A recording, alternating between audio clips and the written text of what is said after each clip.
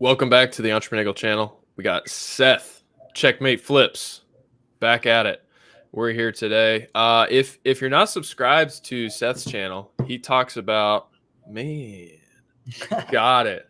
Every video talks a lot about eBay to Amazon flips and his experience selling on Amazon. He's got a ton of really good content. Go check it out. Link in the description to his channel, I think. If not, afterwards, I will add it. How you doing today, Seth? Doing good. And on that topic, I feel like I'll just pull your channel up and I'll listen to one of your podcasts and I'm just like, yes, this is perfect, because not too many people make like good Amazon business podcasts. At least people who do Amazon and like other entrepreneurial. I always mess that word up when I'm on your channel, but that type of content, I always appreciate listening to it. So I appreciate it. But yeah, we were going to talk about virtual assistants today, weren't we?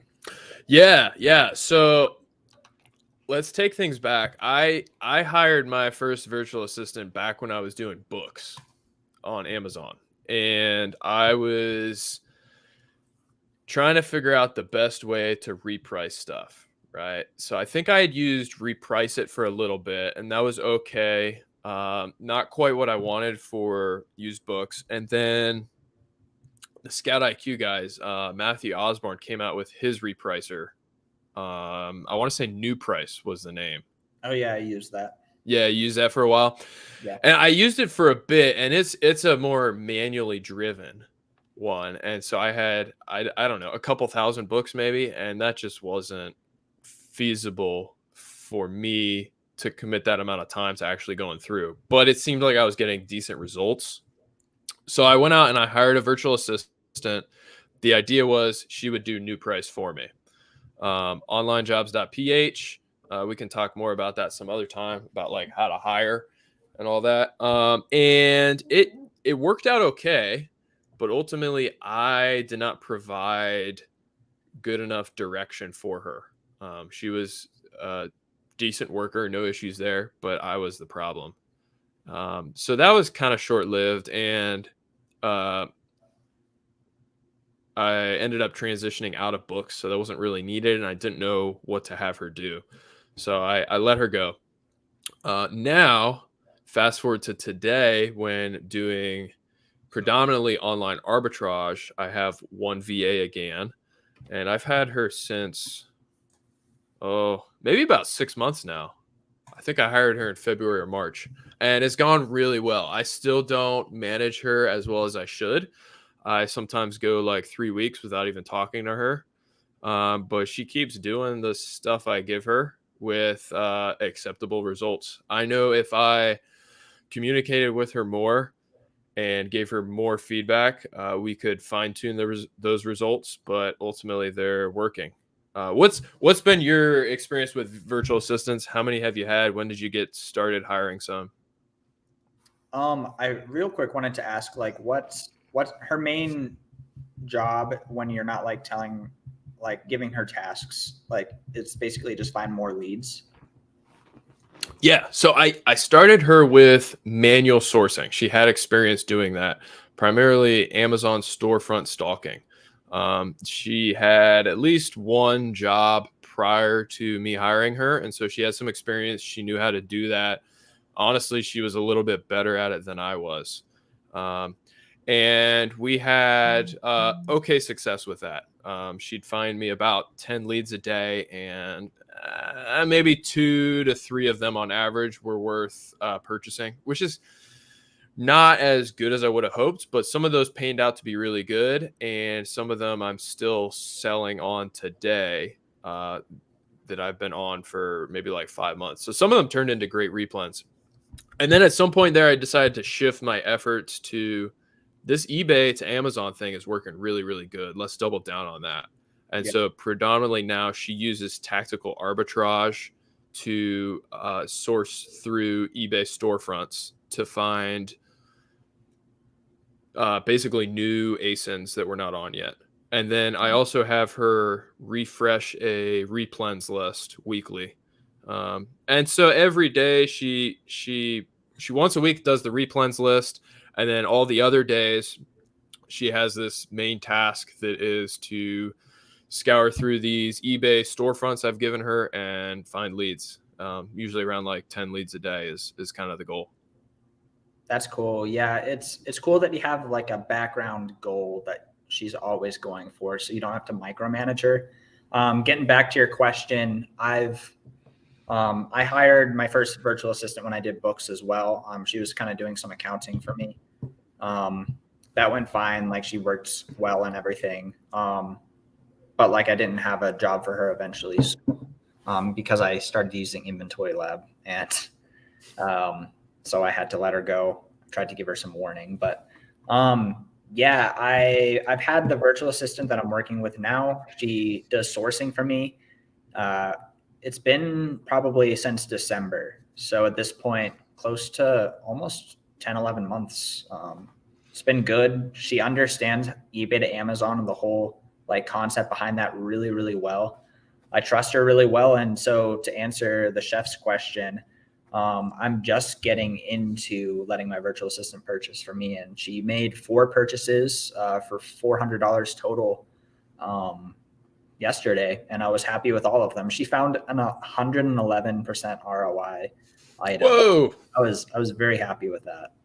Like a new ASIN you've never done before, or No, a replan? I'm having her source all stuff that we've like previously researched, basically. Okay. So kind of like you're looking through eBay storefronts for new ASINs that you could sell on. I kind of look through just various ideas and Amazon storefront stocking to find new ASINs to sell on. And then we go back into eBay and look for those over the course of however long. So they were all those types of ASINs that we like verified. Yes, we want to sell this if we can get this at this price, basically. So yeah, it's been around a week of her. It was the second time that she purchased, because I'm still having a little bit of running on cash growth issues, but it's good. Yeah, it's been really good. That's cool. That's a really big move, and I can see on from a business standpoint that makes a ton of sense to try to delegate out that task of purchasing. I'm not comfortable with it, man. I don't know if I ever will be, but in chatting with to answer the Chiefs question, Steve Rakin, I think his VAs purchase like 90% of his inventory, right? Yeah, probably more. He really and wants it to be completely automated if he can. yeah, so that's challenged me a little bit in chatting with him recently. Like maybe this is something I should become a little bit more comfortable with in the future, so I can remove myself from the business a little bit more. But right now, I'm just not comfortable letting go of that. So congrats, Seth. I hope that pans out really good. I mean, you've got a solid VA that's worked for you for a while, and you trust her. So yeah, that's awesome. Another thing too, though, is to compare, like you're more comfortable making your own purchases, but you're completely fine with letting go of the prep. And so some people aren't even willing to let go of the prep. And so that's just another side of it. So maybe there are some people who have all of the purchases done for them by virtual assistants, but they want to be a little bit more hands-on with the prep. Like for Steve, he has virtual assistants helping him with the prep, and he has a helper come over to his house to like help open the boxes and separate things, which is actually something I'm considering doing because of all my returns, just like 3 hours a week or something like that. But like there's whatever you choose to not let go of control on, like there's just going to be a time commitment there in some way. So that's just kind of how it is.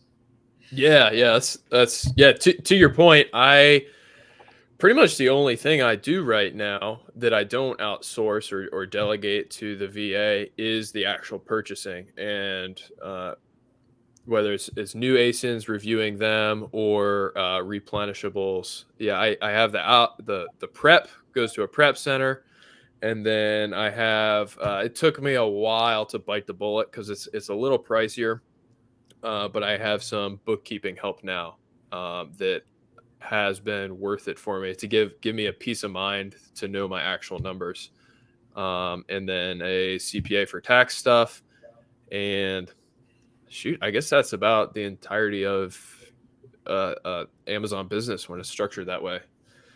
Yeah, the prep center is big, but we're talking about virtual assistants. But yeah, definitely small steps on that issue. It's definitely something. Like for example, this virtual assistant she's had access to my eBay account for like the last 3-4 months and nothing has happened. Like I've reviewed all my purchases. The only way that you could do anything is like purchase something and have it sent to you with my card, like buy a $50,000 rock that you posted and you're going to ship to the Philippines or something. But yeah. There's a lot of eBay sellers that won't even ship to Alaska. So good luck finding one that'll ship to the Philippines. Yeah, I mean, I guess I don't know how that would work, but basically the point is I've been fine the last 4 months. Yeah. So I think she's a good person who like doesn't want to scam people. Like, I've talked to her a lot. She seems religious, but that doesn't necessarily mean anything. But what was I going to say? Also, probably most people would know that if you just like run someone's card up and it's a scam, like most credit card companies will like cancel that and like protect you in that type of situation. So yeah, but that would be a huge hassle and I don't want to go through that.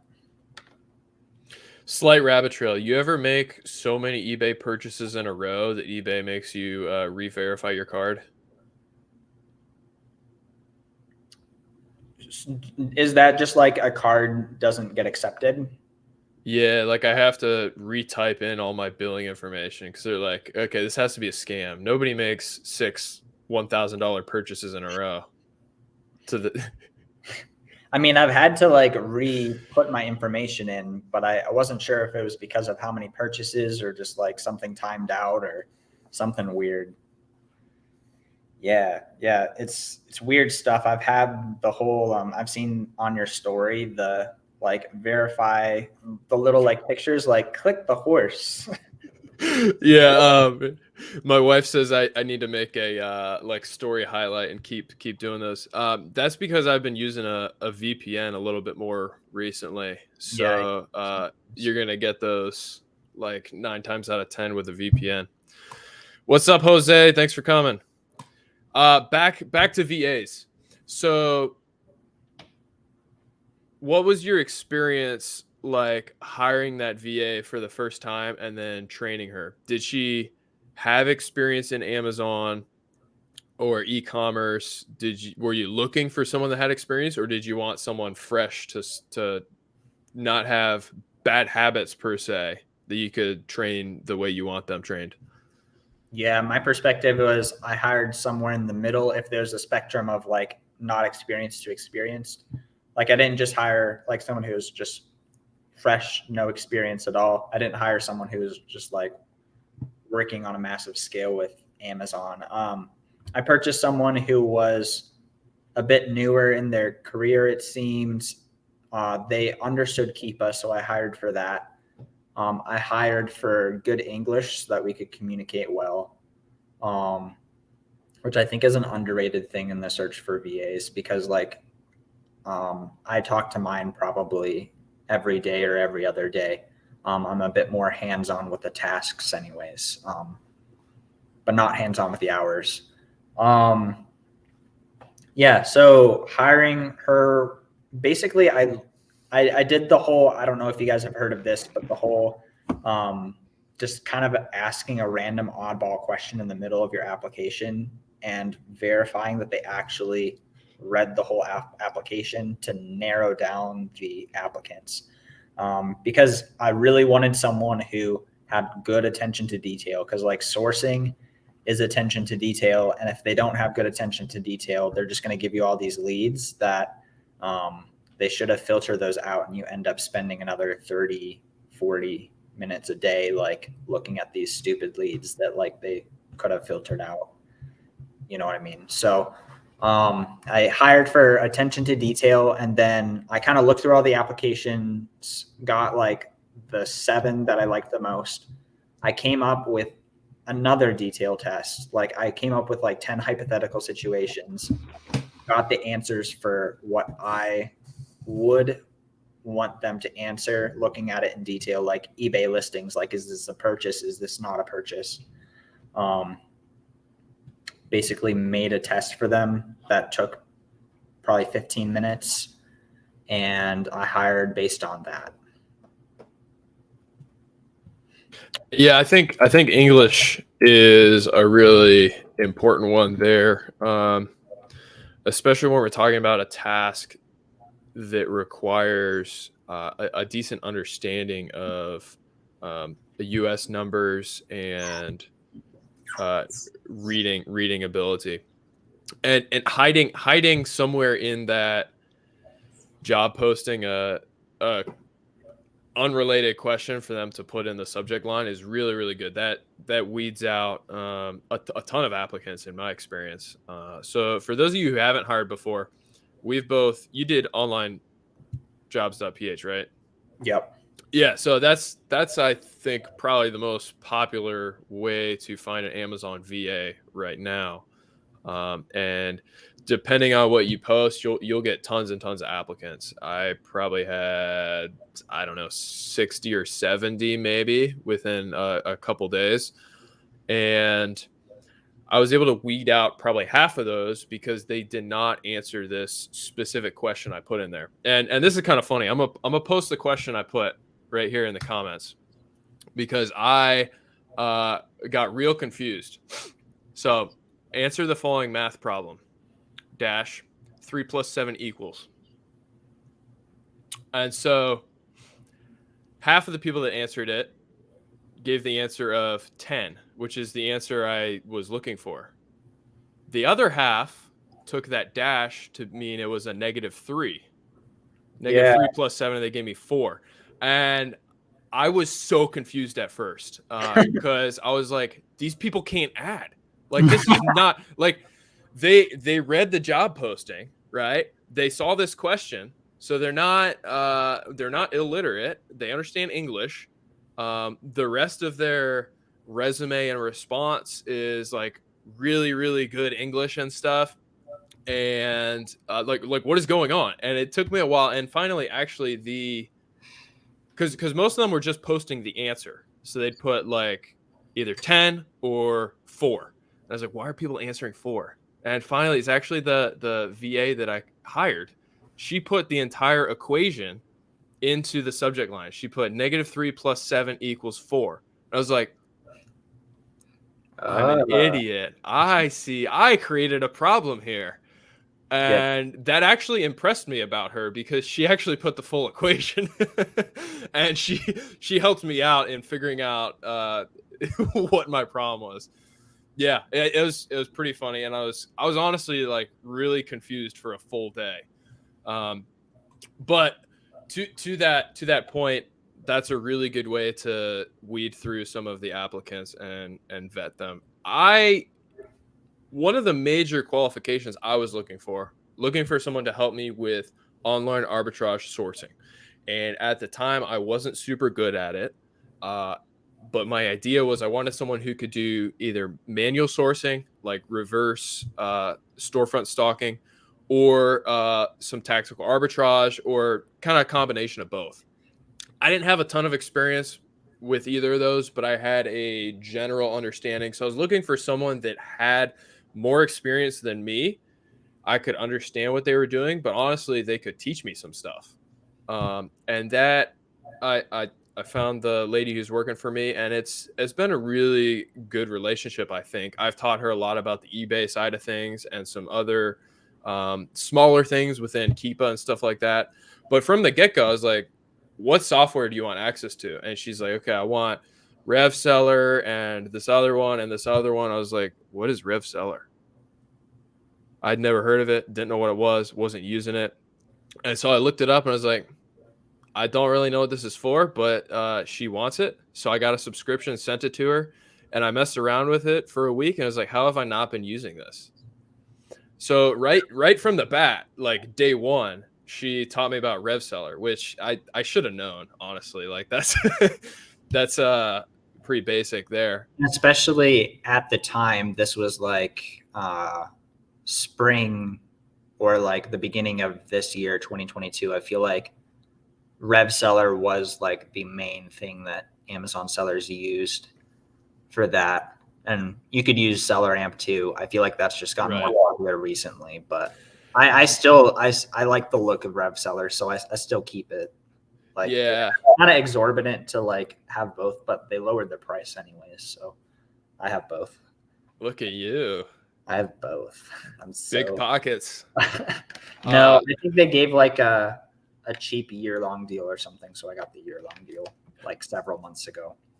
Yeah, I need to check on that because I kind of want to try Seller Amp. I've heard good things, but I think I paid for the 1 year Rev Seller thing, so yeah, I'll probably ride that out and then maybe towards the end mess around with Seller Amp, see what I think.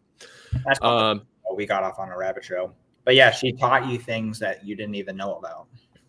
Yeah, and that was kind of what I was looking for in a VA. There's tons of VAs that have been doing OA type Amazon work for longer than either of us have been selling, or they go through some intensive courses where they're taught how to do this. I've never taken a course. I've just watched some YouTube and messed around on the internet and accidentally found myself here.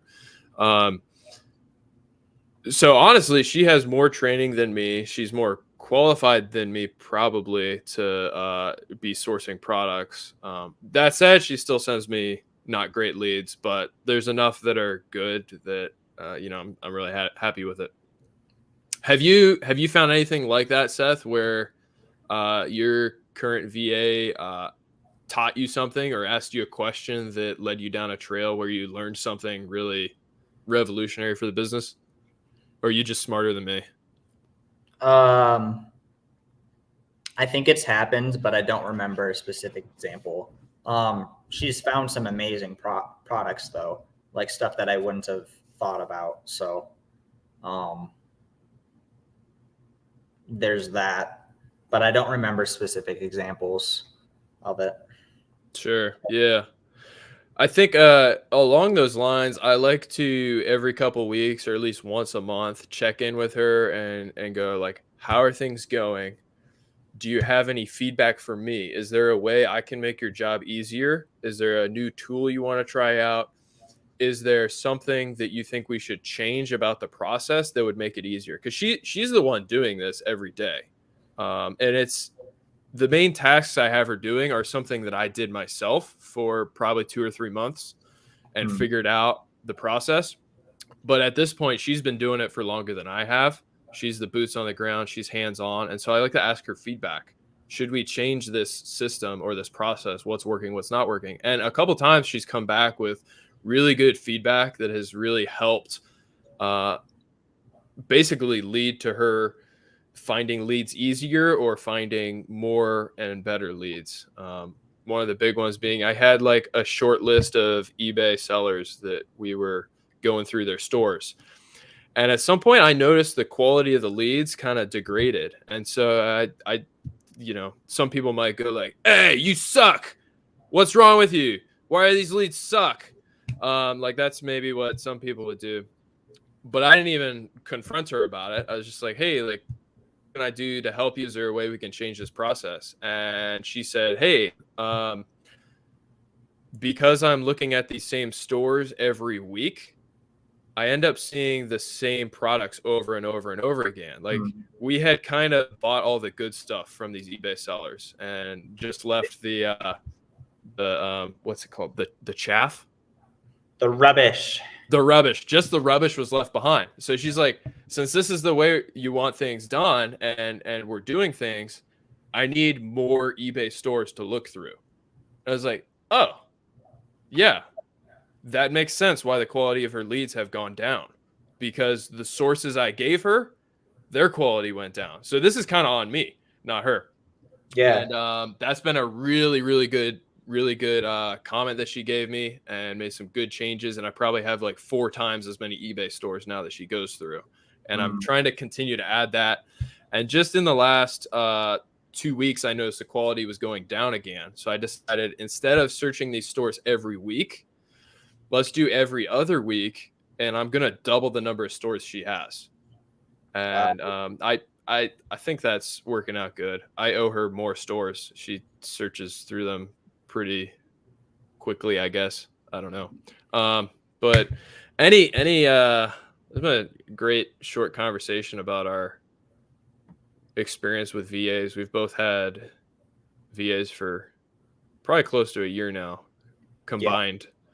Yeah, especially as we end 2022. Yeah, what were you saying? Yeah, any final thoughts on this before we wrap up? I was personally curious. I was just like, oh, like it's cool seeing and like understanding that for you, letting eBay sellers like stack up their inventory for like 2 weeks is kind of the place that you want to be as far as like searching stores. I probably would have, if I was doing that, I probably would have like tactical arbitrage their store every day and been like, why am I not finding anything? So it's just, that's interesting, but that's just a side note. But I think the whole VA conversation, it's just so powerful having someone that you pay like 100 to or whatever the price is. It's so powerful when you have a system that works. Like if you just train someone to do part of that system for you or all of that system, it literally makes you money while you sleep. Like instead of me, even when I'm not having my virtual assistant buy for me, which is actually most of the time, like she gets done certain things on my to-do list that I would have spent several hours doing every single day. Like it's really powerful. And like both of our knowledge is a result of our virtual assistant's knowledge as well as our own knowledge. Like we didn't just sit there and grind out understanding about all these ASINs and all these opportunities. Like, no, we had help to do that. And we continue to have help to expand that. And so like if you're in a situation, like I played video games, for example, and you can, there was something called, there was PvP in the game. And so scouting for kills was a big deal because you can only be so many places at one time. And so if you had people that you were going to split the kill with and like kind of employed for you, you can cover more ground. You see more things. You have your eyes on more things. And it's the same thing with the virtual assistant. Like if it's just you out there, like grinding and like looking everywhere, like Amazon's a big place. You're not going to find everything. And if you have someone who's going to spend 5, 6, 7, 8 hours a day looking at different things for you, like obviously you're going to do much better than the person who has nothing, like just themselves, like obviously. So virtual assistant is really valuable to have and train well. You have any thoughts on that, Josiah? Yeah, that's really well put, Seth. Great way to summarize and advocate for hiring help, whether it's a VA or something else.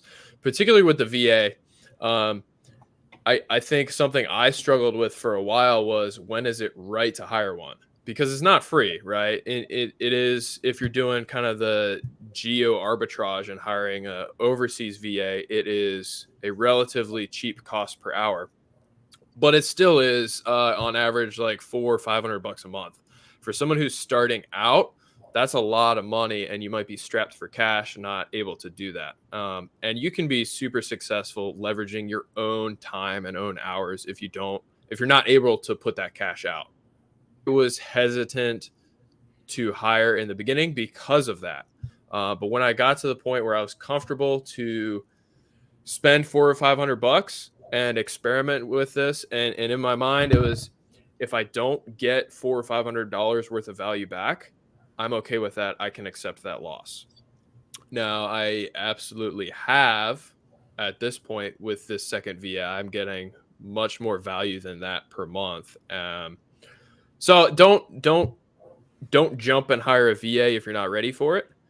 But if you're ready to grow and have a little bit of excess cash that you can expense on it, absolutely do it. It will allow you to better leverage your time. And like Seth said, you got two eyes looking for products now, or you can relax a little bit more and just have your VA looking.